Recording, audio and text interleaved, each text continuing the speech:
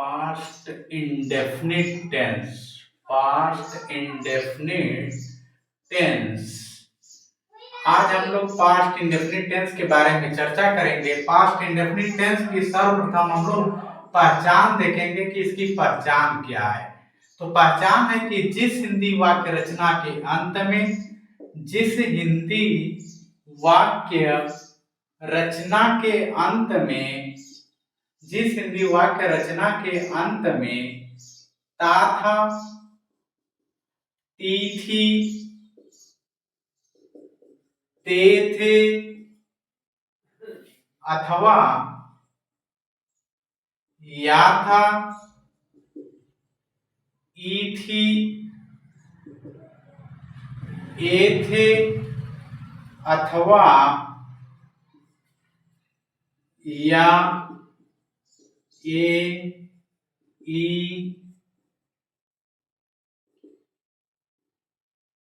इत्यादि में से अगर कोई एक शब्द आ जाए, इन सब में से यदि कोई एक शब्द आ जाए तो उसे हम पास्ट इंडेफिनिट टेंस कहते हैं। पास्ट इंडेफिनिट टेंस जिस हिंदी वाक्य रचना के अंत में ता था, ते थे, ती थी अथवा या था, ए थे, ई थी अथवा या, ए, ई आए उसे हम पास्ट इंडेफिनिट टेंस कहते हैं। जैसे एग्जाम्पल में देख लें, जैसे वह किताब पढ़ता था, वह किताब पढ़ता था, अंत में क्या गया, ता था। अतः इसे हम कहेंगे कि यह वाक्य आपका कौन सा टेंस है, पास्ट इंडेफिनिट टेंस है। नमस्कार दोस्तों, मैं अभिषेक कुमार आज आप लोगों के सामने टेंस का एक नया चैप्टर पास्ट इंडेफिनिट टेंस लेकर आया हूं। आज हम लोग इसी के बारे में चर्चा करेंगे। तो आइए देखते हैं पास्ट इंडेफिनिट टेंस क्या होता है। पास्ट इंडेफिनिट टेंस जिस हिंदी वाक्य रचना के अंत में ता था, ती थी, ते थे अथवा या था, ई थी, ए थे अथवा या, ए, ई, इसमें से यदि कोई एक शब्द आ जाए उसे हम पास्ट इंडेफिनिट टेंस कहते हैं। एग्जांपल है जैसे वह किताब पढ़ता था।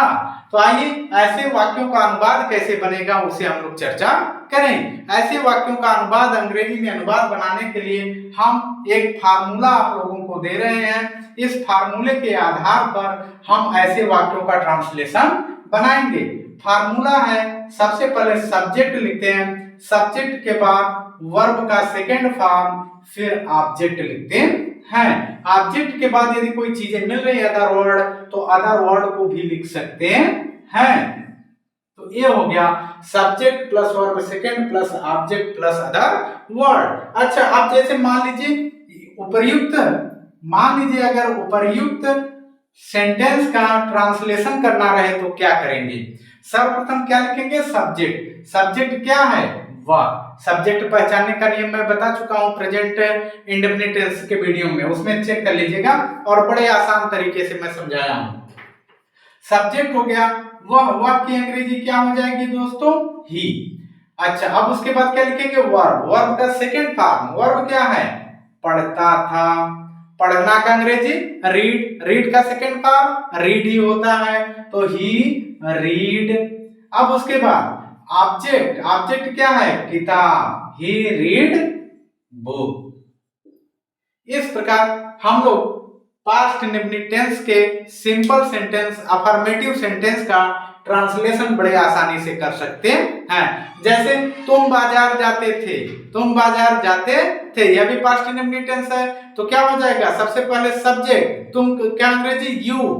उसके बाद वर्ब का सेकंड फॉर्म, वर्ब क्या है, जाना। जाना का अंग्रेजी गो। गो का second form went. You went to market. इस प्रकार ऐसे सेंटेंस को हम करते हैं। तो आइए दोस्तों इसके निगेटिव सेंटेंस को देखें, कैसे निगेटिव सेंटेंस को हम करेंगे। तो निगेटिव सेंटेंस करने के लिए बहुत ही आसान है। निगेटिव सेंटेंस का ट्रांसलेशन बनाना इससे भी आसान है। निगेटिव सेंटेंस का, पास्ट इंडेफिनिट टेंस के निगेटिव सेंटेंस का ट्रांसलेशन बनाना इससे भी आसान है। दोस्तों मैं बेसिक चीज बताता हूँ। बेसिक चीज यदि आपको आएगा तभी आपको इंग्लिश स्पीकिंग कोर्स रहे या अंग्रेजी बोलने का जितना भी प्रैक्टिस का कोर्स है तो वो तभी आपको समझ में आएगा, जब तक आपको टेंस नहीं आएगा। यदि कोई कह दे कि बिना टेंस जाने आपको इंग्लिश स्पीकिंग का कोर्स करा दे, वो सर्वथा मिथ्या बताएंगे। ठीक है ना। तो सबसे पहले आपको टेंस अच्छे से आना चाहिए। टेंस आ जाएगा सब कुछ आ जाएगा। जैसे वह बाजार जाता था, क्या कहोगे? He went to market. वह खाना खाता था, ही एट फूड। वह नहाता था, ही बेथड। है कि नहीं? जब ऐसे बेसिक चीजों को जानेंगे तो आपके दैनिक जीवन में ये चीजें यूज होंगी।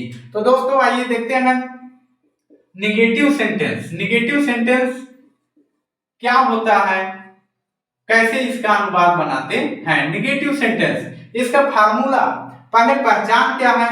निगेटिव सेंटेंस का पहचान है कि जिस हिंदी वाक्य रचना के अंत में नहीं का प्रयोग हो जाए वही निगेटिव सेंटेंस कहलाता है। जैसे वह स्नान नहीं करता था, वह स्नान नहीं, वह स्नान नहीं करता था, नहीं करता था। तो फार्मूला इसे लगाने के लिए, इसका ट्रांसलेशन बनाने के लिए हम आपको एक फार्मूला देंगे। फार्मूला में सबसे पहले सब्जेक्ट लिखेंगे, सब्जेक्ट के बाद आप सहायक क्रिया इसकी डिड लिखेंगे। क्या लिखेंगे? डिड। उसके बाद नॉट, फिर वर्ब का फर्स्ट फॉर्म लिखेंगे। सिंपल में सेकेंड फॉर्म, लेकिन अब निगेटिव से लेके इंट्रोगेटिव तक फर्स्ट फॉर्म रहेगा। वर्ब का first form plus object plus other word, ये हो गया आपका। अब इसे ट्रांसलेशन करिए। सबसे पहले सब्जेक्ट, सब्जेक्ट क्या है? ही। उसके बाद फार्मूला क्या रहा कि did not, he did not. उसके बाद वर्ब का सेकेंड फॉर्म स्नान करना, बेथ। स्नान करना, बेथ हो गया। ही डिड नॉट बेथ, वह स्नान नहीं करता था। तो इस प्रकार आप निगेटिव सेंटेंस का ट्रांसलेशन बना सकते हैं। तो दोस्तों मैं उम्मीद करता हूं कि आपको सिंपल सेंटेंस, निगेटिव सेंटेंस का ट्रांसलेशन करने आ गया होगा। अच्छा देखिए, इंट्रोगेटिव सेंटेंस कैसे बनाएंगे। जैसा कि आप लोग जानते हैं कि इंट्रोगेटिव सेंटेंस दो प्रकार के होते हैं। एक हेल्पिंग वर्ब से चालू होता है और एक क्वेश्चन वर्ड से चालू होता है। तो इंट्रोगेटिव सेंटेंस जो हेल्पिंग वर्ब से चालू होता है उसके वह कैसे, क्या से प्रश्न पूछा जाता है। कैसे पूछा जाता है? क्या से प्रश्न पूछा जाता है। जैसे क्या वह बकरी चराता है? क्या वह बकरी चराता था? है नहीं रहेगा, था रहेगा। क्या वह बकरी चराता था, और यहाँ पर क्वेश्चन मार्क रहेंगे। क्या रहेंगे? Question mark. अब ऐसे क्या वह बकरी चराता था, क्या वह बाजार जाता था, क्या वह उसे मारता था, क्या वह दौड़ाता था। ठीक है ना। ऐसे सेंटेंस का अनुवाद बनाने के लिए मैं फार्मूला आपको दे रहा हूं। फार्मूला में सबसे पहले हेल्पिंग वर्ब लिखेंगे। जब क्या से प्रश्न पूछा जाए तो सबसे पहले क्या लिखते हैं? हेल्पिंग वर्ब लिखते हैं। हेल्पिंग वर्ब क्या है इसका? डिड। उसके बाद सब्जेक्ट लिखते हैं, सब्जेक्ट के बाद वर्ब, वर्ब के बाद ऑब्जेक्ट प्लस अदर वर्ड लिखते हैं। इस प्रकार इसका ट्रांसलेशन हम करते हैं। तो सबसे पहले क्या लिखेंगे? क्या की अंग्रेजी क्या हो जाएगी? डिड। क्या की अंग्रेजी? डिड। उसके बाद सब्जेक्ट ही, उसके बाद वर्ब चराना, चराना का अंग्रेजी ग्रेज। डिड ही ग्रेज, क्या चराता है? बकरी चराता है। डिड ही ग्रेज गोट।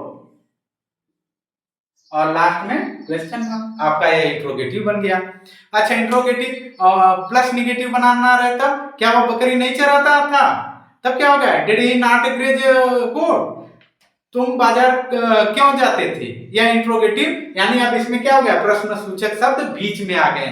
तो ये इंट्रोगेटिव सेंटेंस नंबर 1 हो गया। अच्छा, अब आपको अगर इंट्रोगेटिव सेंटेंस नंबर 2 बनाना रहे, इंट्रोगेटिव सेंटेंस नंबर 2 बनाना रहे तो वो कैसे बनाओगे?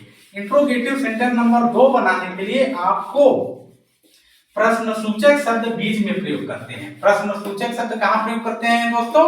बीच में प्रयोग करते हैं। जैसे मान लीजिए रहे,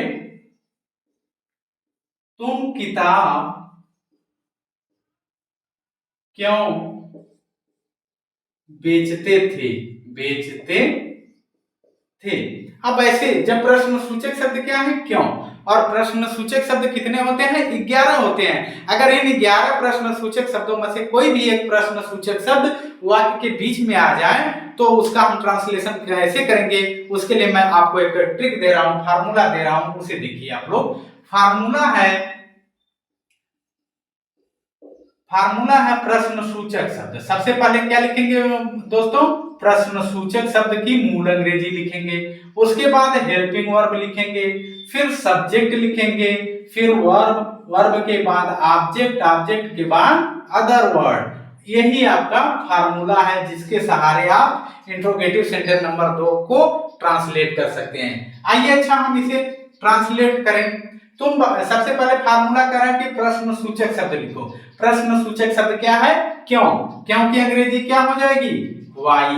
अब फार्मूला करा कि क्या लिखो? डिड।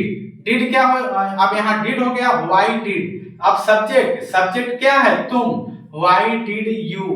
वर्ब, वर्ब क्या है? बेचते हो, why did you sell. Object, object क्या है? किताब, book, why did you sell book. और अंत में question mark, why did you sell book, तुम किताब क्यों बेचते हो। अब इसका निगेटिव बनाना रहता, तुम किताब क्यों नहीं बेचते हो, why did you not cell book, why did you not eat food. ठीक है ना। इस प्रकार आप पास्ट इंडेफिनिट टेंस को सॉल्व कर सकते हो। पास्ट इंडेफिनिट टेंस के जो भी सेंटेंस रहेंगे उसे आप बड़े आसानी से ट्रांसलेट कर सकते हो। दोस्तों यदि वीडियो अच्छा लगे तो वीडियो को अधिक से अधिक लाइक करें, सब्सक्राइब करें, दोस्तों के साथ शेयर करना ना भूलें। धन्यवाद।